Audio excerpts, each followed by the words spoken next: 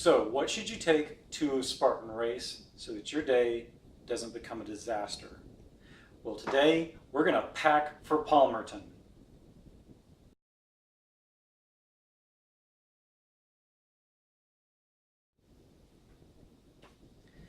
Hey guys, Chris Love, the Normal Fat Guy, here for Spartan Obstacles. And today I want to talk to you about what you should take for a Spartan race day because it is less than 48 hours till I hit the slopes at Palmerton, known as Blue Mountain, one of the toughest Spartan races every year. So I thought, instead of just packing, I thought I'd share with you what am I taking to the Spartan race and why. Now, the first thing you need to realize, you can take a bag into the festival area and you're going to want to check it at the bag check. If you have a pass, then bag check is included. Otherwise, it costs $5. Now, you will get a $5 coupon off merchandise in the festival area that you can use at that race or another race. Just keep that in mind, so that's kind of a way to recover your $5 for the bag check. So, what are some of the vital things that you need to take with you on race day and actually pack up? Well, first, you're going to need a bag. You can't check a bag without a bag. Now, this is the one I normally take. It's probably going to be a bit packed for a trail or mountain race. If you can find one that's a little bigger, go for it. They don't have size limits on the bags, and they actually don't really have any limitations on what you can really bring in. But there are some things that kind of keep you from having to hassle with too much, because that's another key thing. Don't hassle with too much in the race venue itself. So the first thing, have a bag. Next, footwear you wear to the race. Now that's critical. It's summer. Wear sandals. Okay? You can wear tennis shoes if you want, but then you have to have socks and all that kind of mess. Wear sandals because these are going to come in handy after the race too, and I'll get to that in a little while. Next, you're going to want to just wear kind of comfortable clothes because probably you're going to have to drive for a little while. I'm going to have to drive about an hour and a half, and I don't really want to drive up in my race gear because I usually wear tights and socks that you're going to see here in a minute, and that can be a little bit discomforting over that long haul. Remember, you're going to have 2, 3, maybe 4 hours on that mountain, and plus the drive and everything, a couple hours, that could be almost half of your waking day in race gear. So wear something fun and comfortable. You can change when you get there, just be aware you have to change in a porta potty. Okay, now what do I actually wear in the race? Well, first things first, one of the top asked questions about Spartan racing, what kind of shoes do you wear? This is a mountain race, it's a trail run. Wear good trail shoes. I wear Innovates. These pair tend to be very popular. I see these out on the courses a lot. If you watch Spartan Ultimate Team Challenge, a lot of those competitors wear the same model shoes as well. These aren't very expensive. They're super durable, very comfortable, and they have good traction on the course. So I highly recommend these shoes. I'll put a link to them in the description with the video. Next, you're going to want to wear socks for the race. This is a trail race. There are socks made for obstacle course racing made by Mud Gear. Again, I'll have a link to these in the description. These are actually compression socks, which means they hold your muscles in tighter. There's some science behind that. But the real advantage of these is they go up your leg, up your calf, and they protect your calf. You're going to be running through the woods, through the weeds. You're going to be doing what's called bushwhacking. The other thing, going up and down ropes, doing a traveling traverse, anything that's going to put a lot of really concentrated pressure on your skin like that can cause a rope burn. These will protect you. These can be your biggest friends, okay? I highly recommend getting a pair of Mud Gear socks, all right? Next, what do I actually wear on the bottom half of me? Well, I wear a swimsuit. And the reason why I wear a swimsuit is because there's no pockets. You may be saying, well, what's the big deal about that? Well, the first obstacle course race I ran in my normal gym shorts, and once I got out of the first mud obstacle, I had big pockets of mud hanging off of my shorts, dragging them down and dragging me down. Mud is heavy. No pockets means no mud comes along for the ride in big giant clumps at least. So that's why I wear a bathing suit. Plus you're going to be going through a lot of water. Remember, Palmerton has a swim component to it. You're going to be swimming through a lake. Might as well enjoy it in your bathing suit. Underneath that, I wear compression tights because it just makes everything work better. All right, next, in the race, I do not wear cotton in a race. I wear something that wicks water. This is, let's see what it says here. I don't even know what it is. Anyway, it's a Under Armour like undershirt workout gear. I like it because it wicks water. Plus, this is white. There's a reason why I pick white. Last week I was talking to some of my Spartan buddies.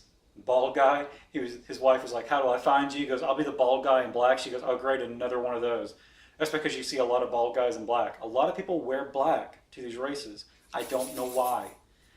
Because the sun's beating down on you and black absorbs the heat. White reflects the heat. You want to kind of keep yourself as cool as possible. All right?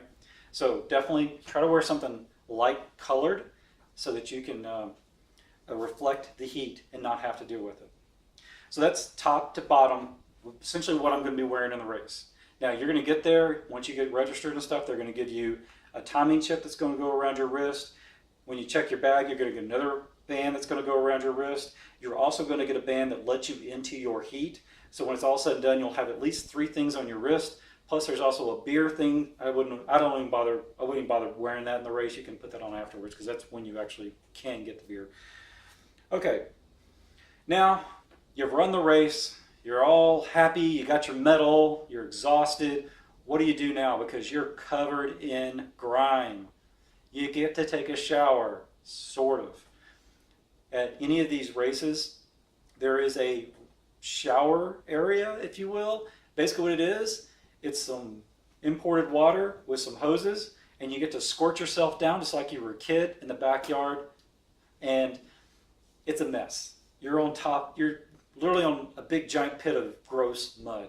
Okay, so don't expect to get your feet clean. Don't expect to get yourself really that clean. You're gonna have to just rinse yourself off as best as possible. Strip down as much as you can and still be modest, and rinse yourself off. And then there's going to be some changing tents. And I gotta warn you, it's hot and humid in these changing tents because everybody comes in wet and it's hot outside and it doesn't escape. So get in and out as quickly as possible. And then you can put on some stuff. Oh, by the way, I do wear this to the race, and I put it on after the race. Okay, so if you see me in the festival area, say hi. I'll be wandering around for a little while. Now, wear whatever you want to after the race that you're comfortable in. Like I said, I'll be sporting the cool normal fat guy shirt, okay? And I'll also have just some shorts on, and wearing my sandals because my feet are all grimy. I do not want to have to put socks on those grimy feet and walk around the festival area. And trust me, it's just good. Your feet are just going to get dirty. Now, here's a trick that I like. Keep a bottle of water in your car so when you get back to your car, you can rinse your feet off. That way you don't have to drive home with grimy feet at least, okay? Next, when you're getting out of the shower, you're gonna want a towel. Okay, well, you might want this one after the shower. I advise taking a beach towel. Now, I took my stepdaughter's beach towel, don't tell her. But take a beach towel because it's nice and big, okay?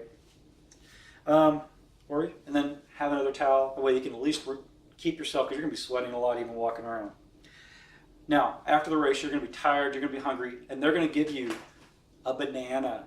Okay, that's going to be awesome. Take their banana, bring your own banana too. Maybe some apples, some blueberries, some other fruits, some snacks. Me, I have an addiction to these cranberry fruit clusters. I'm definitely taking a bag of those. I'm also taking peanut butter and jelly sandwiches. Actually, almond butter and jelly sandwiches, even better. But take some snacks that you can bring in. And don't be bringing in a ton of stuff in there because you're not gonna be able to consume it anyway. Keep some of it in your car. But here's another secret that I do.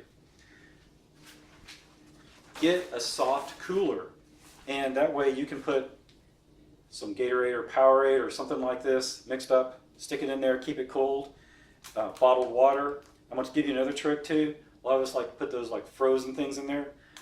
Freeze a bottle of water the night before and put it in there. That way you've got extra water that you can actually drink, and it takes up less space, quote unquote. But you can fit that in the bag that you're going to bag check, and that way you'll have nice cold stuff when it's done. And trust me, you really need to rehydrate after a race like Palmerton. Now, the other key things you need to take when you go to registration, you're going to need to prove who you are. Do not print out your registration anymore. Put the barcode somewhere on your phone and take your phone. This is not my primary phone, but take a phone with the barcode on it. And then you're also going to need your driver's license. So take your ID with you into the race. And if you want to buy anything at the festival area, make sure you've got some money for t-shirts and medal holders and all kinds of other stuff that you can get that's Spartan. All right? So finally, another big thing, wear a hat afterwards because the sun's going to be coming down. It's a great way to keep the sun out of your eyes. Now, the king of the hats after the race, Ryan and Matthew Kimson, they've got the best hats. Big props to those guys. This is the best I could find on short notice. I don't know if it really is my style, but it's a nice straw hat, and the bill and everything really keeps you nice and cool.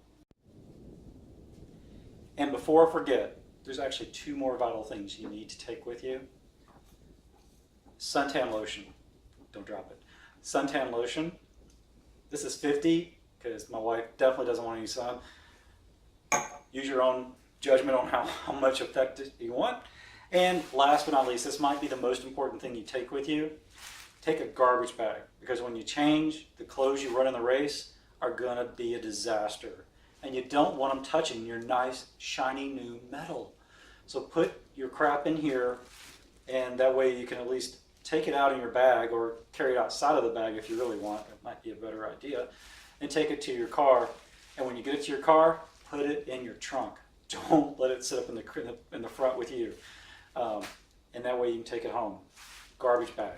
Definitely a must for Spartan gear. Now, if you like this video, hit the like button. And definitely, if you got any questions or comments or additions to add to your Spartan packing list, leave it in the comments below so we can have a little dialogue about it. And definitely share it with your other Spartan friends so everybody can have a fantastic day at their next Spartan race.